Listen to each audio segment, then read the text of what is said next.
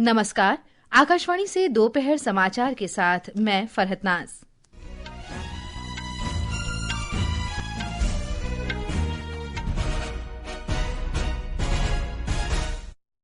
राज्यसभा में आज राष्ट्रगान वंदे मातरम की 150वीं वर्षगांठ पर चर्चा शुरू हुई। केंद्रीय मंत्री जेपी नड्डा ने कहा, वंदे मातरम राष्ट्र की आत्मा जागृत करने वाला मंत्र।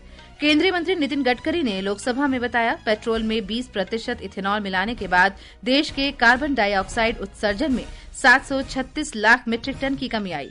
राष्ट्रपति द्रौपदी मुर्मू 2 दिन के दौरे पर मणिपुर में इम्फाल पहुंची। वे वहां कई परियोजनाओं का शिलान्यास करेंगी। नागरिक विमानन महानिदेशालय ने कई उड़ानें रद्द होने और देरी के मद्देनजर इंडिगो के मुख्य कार्यकारी अधिकारी पीटर एल्वर्स को तलब किया। और भारत और दक्षिण अफ्रीका के बीच दूसरा T20 मैच आज शाम चंडीगढ़ में। अब समाचार विस्तार से।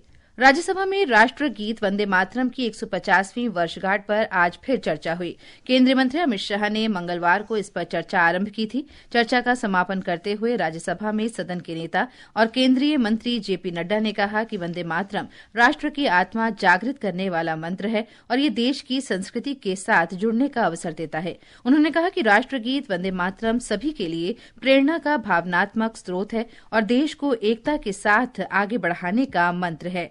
श्री नड्डा ने कहा कि ये गीत स्वतंत्रता संग्राम के दौरान कई ऐतिहासिक घटनाओं का साक्षी रहा है। उन्होंने कहा कि स्वतंत्रता संग्राम के दौरान इस राष्ट्रीय गीत ने सभी में ऊर्जा का संचार किया।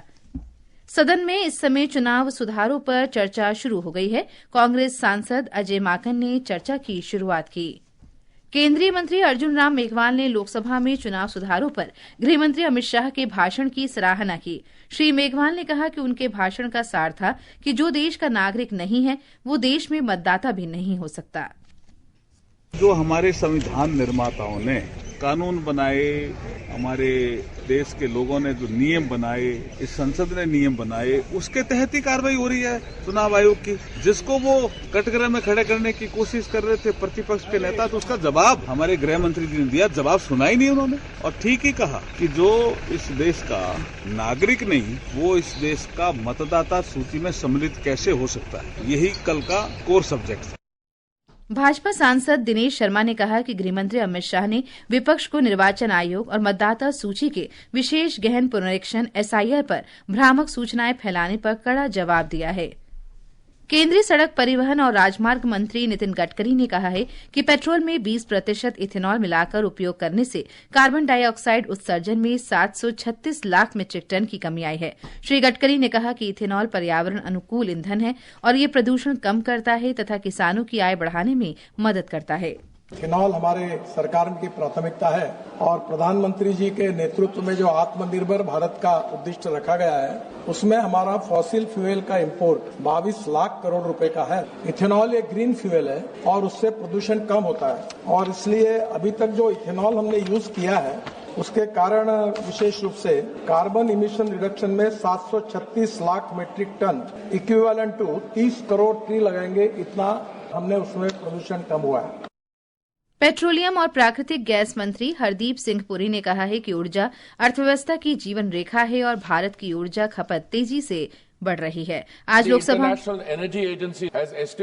अंतर्राष्ट्रीय ऊर्जा एजेंसी का अनुमान है कि अगले 20 वर्षों में वैश्विक ऊर्जा मांग में होने वाली वृद्धि का लगभग 35% या उससे अधिक हिस्सा भारत से आएगा, क्योंकि देश की अर्थव्यवस्था में तेजी से बढ़ोतरी हो रही है। हम ऊर्जा आयात पर प्रतिवर्ष लगभग 150 अरब डॉलर खर्च कर रहे हैं। $50 billion a year on the import of energy.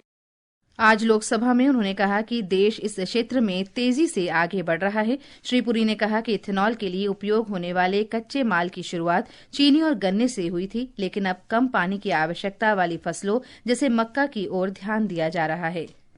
एक अन्य उत्तर में श्री पुरी ने कहा कि सरकार वित्त वर्ष 2025-26 के लिए प्रधानमंत्री उज्ज्वला योजना के लाभार्थियों को 14 किलो 200 ग्राम के LPG सिलेंडर पर 300 रुपये की छूट दे रही है। उन्होंने कहा कि ये छूट एक वर्ष में 9 बार लागू होगी। लोकसभा ने एक राष्ट्र एक चुनाव की जांच करने वाली समिति का कार्यकाल 2026 के बजट सत्र के अंतिम सप्ताह के पहले दिन तक बढ़ा दिया है। इन विधेयकों का उद्देश्य लोकसभा और राज्य विधानसभाओं में एक साथ चुनाव कराना है। समिति के अध्यक्ष पीपी चौधरी ने संविधान 129वां संशोधन विधेयक 2024 और केंद्र शासित प्रदेश कानून संशोधन विधेयक 2024 पर संयुक्त समिति का कार्यकाल बढ़ाने का प्रस्ताव रखा। प्रस्ताव को ध्वनि मत से पारित कर दिया गया। ये समाचार हमारी वेबसाइट www.newsonair.gov.in और हमारे न्यूज ऑन एआईआर ऐप पर भी उपलब्ध हैं। दोपहर समाचार में आपका फिर स्वागत है। राष्ट्रपति द्रौपदी मुर्मू आज मणिपुर के इम्फाल पहुंच गई हैं। इम्फाल से हमारे संवाददाता ने बताया है कि उनके आगमन पर भारतीय रिजर्व बटालियन की महिला टुकड़ी ने स्वागत किया और गार्ड उन्हें ऑनर दिया। इम्फाल पहुंचने के बाद राष्ट्रपति इम्फाल मापाल कांगजुबुंग पोलो ग्राउंड में एक पोलो मैच देखने के लिए जाएंगी, जिसके बाद इम्फाल के सिटी कन्वेंशन सेंटर में एक सिविक रिसेप्शन में भाग लेंगे। इस कार्यक्रम में वहां विभिन्न परियोजनाओं का उद्घाटन करेंगे और कुछ परियोजनाओं का शिलान्यास करेंगी। शाम के समय वहां राजभवन इम्फाल में इंटरनली डिस्प्लेस पर्सन से मुलाकात करेंगी और उनसे बातचीत करेंगी। आकाशवाणी समाचार के लिए इम्फाल से जय थोक्सोम। नागर विमानन महानिदेशालय ने इंडिगो के मुख्य कार्यकारी अधिकारी पीटर एल्वर्स को आज तलब किया है। व्यापक रूप से उड़ानें रद्द होने और देरी के कारण श्री एल्वर्स को महानिदेशालय के समक्ष पेश होने का निर्देश दिया गया है। इससे पहले नागर विमानन मंत्री राम मोहन ने इंडिगो के शीर्ष प्रबंधन के साथ स्थिरता संबंधी उपायों पर समीक्षा की। इस बीच महानिदेशालय ने गुरुग्राम स्थित इंडिगो के कॉर्पोरेट कार्यालय में एक विशेष निगरानी दल का गठन किया। इसका उद्देश्य उड़ान में देरी होने और इसके रद्द होने की स्थिति में यात्रियों को होने वाली असुविधा को दूर करना है। विदेश मंत्रालय गोवा के नाइट क्लब के मालिक गौरव लूथरा और सौरभ लूथरा के पासपोर्ट रद्द करने पर विचार कर रहा है। गोवा अग्नि दुर्घटना में 25 लोगों की मौत हो गई थी। सूत्रों के अनुसार मंत्रालय को गोवा सरकार से गौरव लूथरा और सौरभ लूथरा के संबंध में एक पत्र प्राप्त हुआ है। मंत्रालय मौजूदा नियमों के अनुसार भारतीय पासपोर्ट अधिनियम के अंतर्गत पासपोर्ट रद्द करने के अनुरोध की जांच कर रहा है। नीति आयोग एक प्रमुख दैनिक उपभोग सामग्री एफएमसीजी कंपनी के साथ राष्ट्रव्यापी स्टार्टअप कार्यक्रम शुरू करेगा। इसका उद्देश्य देश को चक्रवर्ती अर्थव्यवस्था की दिशा में आगे बढ़ाना है। नीति आयोग ने बताया है कि इस पहल के अंतर्गत अगले 3 वर्षों में चक्रवर्ती अर्थव्यवस्था को सुदृढ़ करने वाले 50 उच्च क्षमता के स्टार्टअप की पहचान की जाएगी और उन्हें समर्थन दिया जाएगा। वित्त मंत्रालय ने कहा है कि नाबार्ड ग्रामीण आर्थिक स्थिति और रुझान हाल के सर्वेक्षण में ग्रामीण मांग में मजबूत और व्यापक पुनरुत्थान प्रदर्शित हुआ है। सर्वेक्षण के 8वें दौर में पिछले 1 साल में आय में वृद्धि और पारिवारिक कल्याण में सुधार के संकेत मिले हैं। मंत्रालय के अनुसार पिछले साल के मुकाबले 80% ग्रामीण परिवारों ने अधिक खपत किए जाने के बारे में बताया। मुख्य न्यायाधीश न्यायमूर्ति सूर्यकांत ने न्यायपालिका में आर्टिफिशियल इंटेलिजेंस एआई उपकरणों को अपनाने, विकसित करने और लागू करने से संबंधित पहलू की निगरानी के लिए सर्वोच्च न्यायालय की एआई समिति का पुनर्गठन किया है। पुनर्गठित एआई समिति का गठन न्याय व्यवस्था में दक्षता, सुलभता और पारदर्शिता बढ़ाने के उद्देश्य से किया गया है। लोकसभा में 100 से अधिक विपक्षी सांसदों ने मद्रास उच्च न्यायालय के न्यायाधीश न्यायमूर्ति जीआर स्वामीनाथन को हटाने की मांग करते हुए एक प्रस्ताव पेश किया है। यह कदम उनके उस आदेश के बाद उठाया गया है जिसमें कार्तिकेय दीप उत्सव के दौरान तिरुपरमकुंड्रम पहाड़ी के पास स्थित एक पत्थर के स्तंभ पर दीप प्रज्वलन की अनुमति दी गई थी। न्यायालय के आदेश के बावजूद मदुरई जिला प्रशासन ने 3 दिसंबर को कानून व्यवस्था संबंधी चिंताओं का हवाला देते हुए धारा 144 लागू कर दी थी और पुलिस ने कार्यक्रम को रोक दिया था। प्रदर्शनकारियों ने अभियान जारी रखा जिससे मामूली झड़पें हुई और इसमें कुछ लोग घायल हो गए। सरकार ने कहा है कि देश में जल्द ही डिजिटल एड्रेस प्रणाली लागू करने पर काम कर रही है।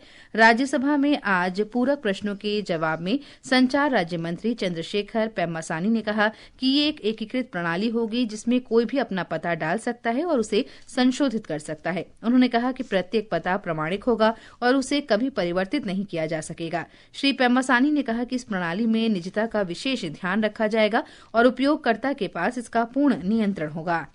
राज्यसभा ने दीपावली को यूनेस्को की अमूर्त सांस्कृतिक विरासत सूची में शामिल किए जाने की सराहना की। राज्यसभा के सभापति सीपी राधाकृष्णन ने कहा कि ये देश के लिए अत्यंत गर्व की बात है। उन्होंने कहा कि दीपावली केवल एक त्योहार नहीं बल्कि अंधकार पर प्रकाश और अज्ञान पर ज्ञान की विजय का प्रतीक है। I am pleased to share a moment of immense pride for our nation. Our festival of lights, Deepavali, has been inscribed on UNESCO's representative list of intangible cultural heritage of humanity. The prestigious recognition announced on the 10th of December 2025 has sparked joy and celebration across our country and among Indians worldwide. Bhajpa सांसद दिनेश शर्मा ने कहा कि UNESCO की अमूर्त विरासत सूची में दीपावली को शामिल करना गर्व का क्षण है। भारत की तीज जो पर्व संस्कृति ये भारत की पहचान है। जिस प्रकार से दीपावली है तो आज के लिए हजारों साल की है। मर्यादा पुरुषोत्तम राम के अयोध्या वापसी से जुड़ी है। यूनेस्को ने इसको अपने धरोहर में अपनी याददाश्त में शामिल किया है तो ये भारत के लिए गर्व का विषय है। इस बीच केंद्रीय विदेश राज्य मंत्री कीर्तिवर्धन सिंह ने दीपावली की यूनेस्को की अमूर्त सांस्कृतिक धरोहर सूची में शामिल होने के उपलक्ष्य में केन्या के ऐतिहासिक श्रीराम मंदिर में आयोजित समारोह में भाग लिया। ये समाचार आकाशवाणी से प्रसारित किए जा रहे हैं। ताजा समाचार जानने के लिए आप हमारे social media handle X @AIR News Hindi को फॉलो कर सकते हैं। ये आकाशवाणी है। 11 राज्यों और केंद्र शासित प्रदेशों में मतदाता सूचियों के विशेष गहन पुनरीक्षण SIR के दूसरे चरण की आज अंतिम तिथि है। इनमें अंडमान और निकोबार द्वीप समूह, लक्षद्वीप, छत्तीसगढ़, गोवा, गुजरात, मध्य प्रदेश, पुदुचेरी, राजस्थान, तमिलनाडु, उत्तर प्रदेश और पश्चिम बंगाल शामिल हैं।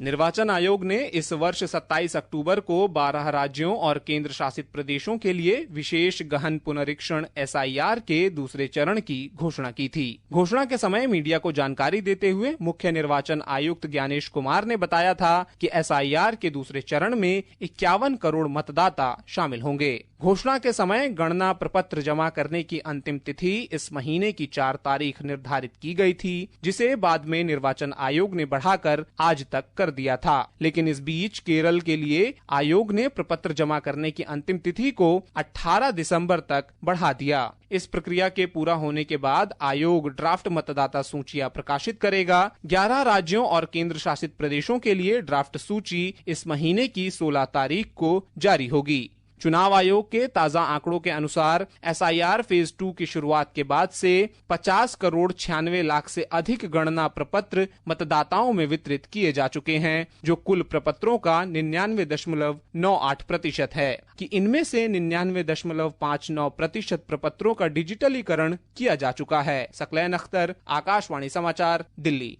सरकार ने सोशल मीडिया पर प्रसारित इस वीडियो का खंडन किया है जिसमें दावा किया गया है कि नई श्रम संहिता के अंतर्गत कारखाना मालिक श्रमिकों को 12 घंटे काम करने के लिए मजबूर करेंगे और उन्हें केवल 8 घंटे का वेतन देंगे। वीडियो में ये भी दावा किया गया है कि अब कारखाने श्रमिकों के विश्राम समय का निर्धारण भी वो खुद करेंगे। पत्र सूचना कार्यालय की तथ्य जांच इकाई ने बताया कि ये दोनों दावे झूठे हैं। सरकार ने सोशल मीडिया पर प्रसारित हो रहे उस पत्र का खंडन किया है जिसमें विदेश मंत्री सुब्रमण्यम जयशंकर के राफेल युद्धक विमान के मामले पर टिप्पणी करने के बारे में कहा गया है। विदेश मंत्रालय की तथ्य जांच इकाई ने बताया कि ये पत्र गलत है। मंत्रालय ने कहा कि नागरिक इस तरह की अफवाहों पर ध्यान न दें और केवल आधिकारिक सूचना पर ही भरोसा करें। भारत और दक्षिण अफ्रीका के बीच दूसरा 2020 क्रिकेट मैच आज चंडीगढ़ में शाम 7 बजे से खेला जाएगा। 5 मैचों की श्रृंखला में भारतीय टीम 1-0 से आगे है। कटक में हुए पहले मैच में भारत ने दक्षिण अफ्रीका को 101 रन से हराया था। घरेलू शेयर बाजार का प्रमुख सूचकांक सेंसेक्स और निफ्टी दोपहर बाद 0.4% की बढ़त के साथ कारोबार कर रहे थे। ताजा समाचार मिलने तक सेंसेक्स 359 अंक बढ़कर 84,750 पर और निफ्टी 127 अंक की बढ़त के साथ 25,885 पर था। राष्ट्रपति द्रौपदी मुर्मू, प्रधानमंत्री नरेंद्र मोदी और गृहमंत्री अमित शाह ने पूर्व राष्ट्रपति प्रणब मुखर्जी को उनकी जयंती पर श्रद्धांजलि दी है। और अंत में मुख्य समाचार एक बार फिर। राज्यसभा में आज राष्ट्रगीत वंदे मातरम की 150वीं वर्षगांठ पर चर्चा हुई। केंद्रीय मंत्री जेपी नड्डा ने कहा, वंदे मातरम राष्ट्र की आत्मा को जागृत करने वाला मंत्र। केंद्रीय मंत्री नितिन गडकरी ने लोकसभा में बताया, पेट्रोल में 20% इथेनॉल मिलाने के बाद देश के कार्बन डाइऑक्साइड उत्सर्जन में 736 लाख मीट्रिक टन की कमी आई। राष्ट्रपति द्रौपदी मुर्मू 2 दिन के दौरे पर मणिपुर में इम्फाल पहुंची। वे वहां कई परियोजनाओं का शिलान्यास करेंगी। नागरिक विमानन महानिदेशालय ने कई उड़ानें रद्द होने और देरी के मद्देनजर इंडिगो के मुख्य कार्यकारी अधिकारी पीटर एल्बर्स को तलब किया। और भारत और दक्षिण अफ्रीका के बीच दूसरा T20 मैच आज शाम चंडीगढ़ में। इसके साथ ही दोपहर समाचार का ये अंक समाप्त हुआ। नमस्कार।